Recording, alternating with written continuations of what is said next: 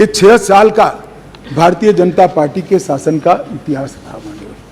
2021 में हमारे देश की पड़ोस में म्यांमार में सत्ता परिवर्तन हुआ और म्यांमार में वहाँ पर मिलिट्री का शासन आया, डेमोक्रेटिक सरकार गिर गई और वहाँ पर एक कुकी डेमोक्रेटिक फ्रंट है, इसने लोकतंत्र के लिए आंदोलन चालू करा। जब कुकी डेमोक्रेटिक फ्रंट ने लोकतंत्र के लिए आंदोलन चालू करा, वहाँ की मिलिट्री शासन ने इन पर कड़ाई करना शुरू की, दबिश बनाना शुरू की और चूंकि म्यांमार की बॉर्डर फ्री बॉर्डर है मान्यवर, वहाँ फेंसिंग नहीं है और आज से नहीं, आज़ाद हुए तब से नहीं है, फेंसिंग नहीं है। तो बहुत बड़ी मात्रा में मिजोरम और मणिपुर के अंदर कुकी भाइयों का वहाँ शरणार्थी नाते यहाँ आना शुरू हुआ। मैं इसलिए कहना चाहता हूँ मान्यवर, क्योंकि उनका झगड़ा मणिपुर की मिलिट्री से था और दबिश शुरू हुई इसलिए आया। अरे म्यांमार की मिलिट्री से था और दबिश शुरू हुई इसलिए वो यहाँ पर आए। मान्यवर, हजारों की संख्या में कुकीज आदिवासी भाई यहाँ आना शुरू हो गए और परिवार बसने लगे। कहाँ बसेंगे? तो जंगल में बसने लगे और एक प्रकार से मणिपुर के बाकी हिस्सों में एक असुरक्षा की भावना हुई कि हमारी जनसांख्यिकी बदल जाएगी। हमने उसको देखा।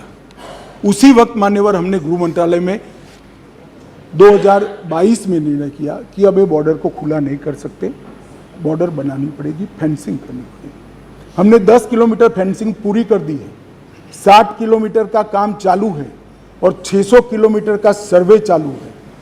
आपने 2014 तक कभी फेंसिंग नहीं की। हमने दूरंदेशी से 30 में दंगे हुए, 21 में ही फेंसिंग का काम शुरू कर दिया था। 10 किलोमीटर ट्रायल फेंसिंग बन चुकी है, 60 किलोमीटर का काम चालू है और 600 किलोमीटर का सर्वे बाकी, जिससे ये घुसपैठ को रोका जा सके। फिर एक अनरेस्ट खड़ा होने लगा क्योंकि वहाँ जनसांख्यिकी बहुत निर्णायक होती है मान्यवर। घाटी में कुकी भाई रहते हैं, पहाड़ पर ट्राइबल भाई रहते हैं, तो उनके घाटी में मतई रहते हैं और पहाड़ पर कुकी और नागा ट्राइबल भाई रहते हैं। तो एक जनसांख्यिकी के बदलाव का बड़ा दबाव रहता है कि हमारी संख्या, हम अल्पमत में आ जाएंगे। तो इसके लिए हमने लगभग जनवरी महीने से हमने वहाँ पर जितने भी शरणार्थी आए थे उनको एक परिचय पत्रक देने की शुरुआत की। उनका थंब इम्प्रेशन लिया, आई इम्प्रेशन लिया और थंब इम्प्रेशन और आई इम्प्रेशन को वोटर लिस्ट और आधार कार्ड के नेगेटिव लिस्ट में डालने का काम किया। ऐसा नहीं है मान्यवर कि यहाँ गृह मंत्रालय के कंट्रोल रूम में कोई आंख मूंद कर सुआ। 2023 में दंगा हुआ, 21 में हमने फेंसिंग चालू करी, 22 में हमने फेंसिंग चालू करी और 23 की शुरुआत में हमने थंब इम्प्रेशन और आई इम्प्रेशन लेने की शुरुआत की और उसको भारत के वोटर लिस्ट और आधार के नेगेटिव लिस्ट में डालने की। फिर भी ये जिस प्रकार से संख्या बढ़ती गई, एक असुरक्षा की भावना मतई लोगों में फैलती गई मान्यवर। ये जो वहाँ पर एक फ्री रेजिम है, नेपाल की तरह वहाँ पासपोर्ट नहीं चाहिए। अब ये मत कहना है कि हमने क्यों नहीं करा, 1968 से करा हुआ है भाई। 1968 से एक समझौता है भारत और ब्रह्मदेश की सरकारों के बीच में कि बॉर्डर के 40 किलोमीटर से जो अंदर आएगा या यहाँ से 40 किलोमीटर से आएगा उसको पासपोर्ट नहीं चाहिए। ये समझौता है, किसी को रोकना भी असंभव था। और इतने हजारों किलोमीटर की बॉर्डर में बाढ़ भी नहीं लगी थी, फेंसिंग भी नहीं थी, तो संख्या बढ़ती गई और असुरक्षा बढ़ती गई। इतने में एक अफवाह फैल गई 29 तारीख अप्रैल को कि 58 ये वसाहतें जो थी शरणार्थियों की, उसको गांव घोषित कर दिया गया। अब गांव घोषित करने की अफवाह से ही घाटी में बहुत बड़ा अनरेस्ट शुरू हुआ मान्यवर, और वो अनरेस्ट को भी हमने माइक वाली जीपें चलाई, बताया गया कि भाई कोई गांव घोषित नहीं हुआ है। मगर अफवाहें जब फैलती है तब फैलती है अविश्वास का वातावरण।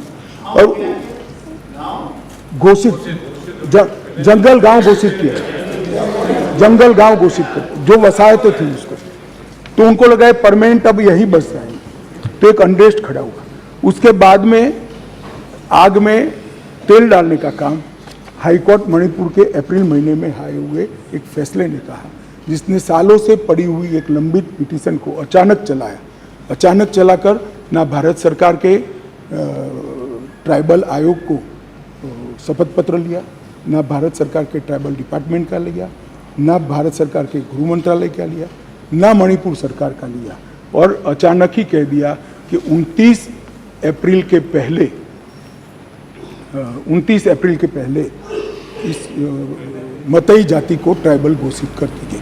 इससे पहाड़ पर बहुत बड़ा अनरेस्ट हुआ, ट्राइबलों में बड़ा अनरेस्ट हुआ कि अब मतई ट्राइबल बन जाएंगे तो हमारी नौकरियों में स्पर्धा का भाव होता है, और स्वाभाविक है एक कोई कानूनी प्रक्रिया के बगैर एक ऑर्डर कर दिया गया, जिसके कारण ऊपर भी नीचे ऑलरेडी अनरेस्ट चालू था, ऊपर भी अनरेस्ट हुआ, और 3 तारीख को एक रैली के अंदर एक क्लैश हो गया माने, और क्लैश होने के बाद दंगे चालू हुए जो अब तक अशांत परिस्थिति को बनाए हुए हैं। अब इस परिस्थिति को आप वो क्यों नहीं गया, ये क्यों नहीं गया, इस तरह से आप तुलना मत करिए। ये परिस्थिति जन्य दंगे हैं मान्यवर। मैं आगे भी कहना चाहता हूँ, इसके साथ एक बहुत बड़ी बात दूसरी भी हुई है कि वहाँ मिलिट्री का शासन आने के बाद थोड़ी ढिलास आ गई है, और नारकोटिक्स का भी बहुत बड़ी तस्करी म्यांमार की ओर से मणिपुर की ओर हुई है। इसके व्यापार से भी बहुत बड़ा अनरेस्ट हुआ है। मगर जो क्लिंचिंग चीज थी वो कोर्ट का जजमेंट थी, उसकी अंतिम तारीख 29 मई थी, और इसके विरोध में एक जुलूस निकला। जुलूस में दोनों ग्रुपों के बीच में भिड़ंत हुई, और देखते देखते घाटी में और पहाड़ पर दोनों जगह एक दूसरे पर हमले करना, हिंसा करना शुरू हो गया। मान्यवर, अब 2 सवाल हैं कि हिंसा शुरू करने के बाद क्या किया, मैं उस पर बाद में जाता हूँ।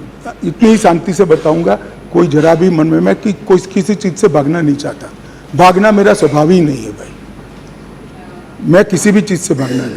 मगर मणिपुर की नस्लीय हिंसाओं के इतिहास को समझना पड़ेगा। 1993 में श्री पीवी नरसिम्हा राव जी प्रधानमंत्री थे, राजकुमार दोरेंद्र सिंह कांग्रेस के नेता मुख्यमंत्री थे, और नागा कुकी संघर्ष हुआ। नागा कुकी भी नस्लीय हिंसा थी मंजूर, और उस वक्त 750 लोग मारे गए, 200 लोग घायल हुए, 45,000 लोग शरणार्थी थे, और 1.5 साल तक ये हिंसा अविरत रूप से चलती रही। अब ये कहते हैं प्रधानमंत्री जी क्यों नहीं बोले? भाई 700 लोग मारे गए थे, 200 लोग घायल हुए, 45,000 लोग शरणार्थी बने। आपको मालूम है जवाब किसने दिया? मान्यवर, इनको मालूम है जवाब किसने दिया? MOS राजेश पायलट ने। और मुझे नहीं बोलने देते।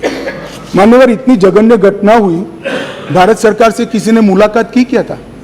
ट्राइबल मिनिस्टर गया? ना जी। समाज कल्याण विभाग के मंत्री गए? ना जी। होम मिनिस्टर का question does not arise. MOS गए? ना जी। और ये पूछते हैं हमें कि प्रधानमंत्री क्यों नहीं गए? अरे भाई, आप जरा देखिए कि नस्लीय हिंसाओं का इतिहास, मैं पूरा बताता हूं इतिहास, मुझे जल्दबाजी नहीं है, बड़ा महत्वपूर्ण मुद्दा है, मुझे पूरा बताना है इतिहास। संसद के अंदर विपक्ष बोलते बोलते थक गया, गृह मंत्री जवाब देने के लिए खड़े नहीं हुए, MOS ने जवाब दिया मान्यवर, और ये लोग प्रधानमंत्री जवाब दे वो मांग से पूरा पार्लियामेंट होल्ड करे हुए। मान्यवर, 1993 में दूसरी बार संघर्ष हुआ, मतई पंगल संघर्ष हुआ, 100 लोग मारे गए, वो भी 1 साल तक चला, और राज्यसभा में गृह मंत्री ने जवाब दिया, बस, लोकसभा में नहीं। और ये कह रहे हैं प्रधानमंत्री जवाब दे। मुलाकात की किसी ने नहीं की, ना गृह मंत्री ने, ना MOS ने, किसी ने नहीं की। फिर इंदर कुमार गुजराल आए 97-98 में, कुकी पाइते संघर्ष हुआ, 350 लोग मारे गए, 1 साल तक संघर्ष चला। ये भी नस्लीय हिंसा है, मैं टेररिज्म की घटनाएं नहीं गिना रहा, नस्लीय हिंसा समझा रहा हूं। 1 साल तक चला, चर्चा ही नहीं हुई, स्टेटमेंट भी नहीं हुआ, सवाल भी सारे खारिज कर दिए गए, और ये कहते हैं प्रधानमंत्री जवाब दे। और मैं डे 1 से कह रहा हूं मान्यवर, मैं जवाब देने के लिए तैयार हूं, मेरी ड्यूटी है, मैं देश के प्रति जवाब दे हूं, संसद के प्रति जवाब दे हूं, विपक्ष के प्रति भी जवाब दे हूं, मैं आपको जवाब देने के लिए। मुझे बोलने नहीं देते हैं। ये किस प्रकार का लोकतंत्र है मान्यवर? तो अब तो बोलने ही दोगे, अब तो बोलने ही दोगे दादा। मैं पहले की बात कर रहा हूं, पहले की बात कर रहा हूं। और हमारे गोगाई जी कहते हैं मौन तोड़ने के लिए लाया गया। अरे भाई, मौन रखने वाले तो हार गए और वहां बैठ गए, हम तो बोलने वाले हैं, जवाब देने वाले हैं। हम मौन नहीं रखते, मौन आप रखते हैं। हमें कुछ नहीं छुपाना, हमारा कोई आदमी इसमें इन्वॉल्व नहीं है। मैं नाम बोलना नहीं चाहता, गृह मंत्रालय के रिकॉर्ड पर नेताओं के नाम है। सुनना है तो बता दूं, आप खड़े होकर कह दो बताओ तो मैं बता देता हूं।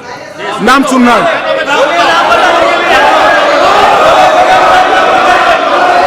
मान्यवर, बाद में 2004 में मनमोहन सिंह जी थे, इबोवी सिंह जी थे, लगभग 1700 लोगों के एनकाउंटर हुए, 1700 लोग एक तरफा वर्दी से। ऐसा वहां मानते हैं, मैं नहीं मानता। मैं तो व्यवस्था में विश्वास रखने वाला हूं। वहां लोग मानते हैं वर्दी से की हुई नस्ली हिंसा थी। 1700 सुप्रीम कोर्ट ने संज्ञान लिया, ढेर सारी एसआईटियां बनी, मगर किसने जवाब दिया? कोई नहीं, एक चर्चा नहीं, ना एमओएस ना मिनिस्टर। अब मुझे बताइए भाई, चिदम्बरम साहब थे और वहां राज्यसभा में मेरा हिसाब मांगते थे, मुझे बोलने नहीं देते। मैं आपके माध्यम से देश की जनता को कहना चाहता हूं, ये परिस्थिति जन्य नस्लीय हिंसा है, इसको राजनीति का मुद्दा नहीं बनाना चाहिए। और मान्यवर, 3, 4, 5 मैं पूरे देश को बताना चाहता हूं, इस देश के प्रधानमंत्री ने रात को 4 बजे भी मुझे फोन किया है और दूसरे दिन 6:30 बजे मुझे फोन से उठाया भी इस देश के प्रधानमंत्री ने। और ये कह रहे हैं मोदी जी ध्यान नहीं रख रहे। मान्यवर, 3 दिन तक लगातार हमने यहां से काम करने का काम किया, 16 वीडियो कॉन्फ्रेंस करी, 36,000 लोग सिक्योरिटी फोर्सेस सीएपीएफ के वहां पहुंचाए, वायुसेना के विमानों का उपयोग किया, चीफ सेक्रेटरी बदल दिया गया, डीजीपी बदल दिया गया, सुरक्षा एडवाइजर भेज दिया गया, चीफ सेक्रेटरी भारत सरकार ने भेजा, डीजीपी भारत सरकार ने भेजा, सुरक्षा एडवाइजर भारत सरकार। ये सब 4 तारीख की शाम को समाप्त हो गया था। 3 को हिंसा हुई, 4 तारीख को समाप्त हो गया था। और ये कहते हैं 356 क्यों ना लगाया? 356 तब लगती है जब हिंसा के समय राज्य सरकार कोऑपरेट न करे। हमने डीजीपी बदल दिया, उन्होंने भारत सरकार के डीजीपी को स्वीकार कर लिया। हमने चीफ सेक्रेटरी बदल दिया, उन्होंने भारत सरकार के चीफ सेक्रेटरी भेजे हुए चीफ सेक्रेटरी। मैं यही कह रहा हूं, समझ ना हो तो नहीं आएगी भी।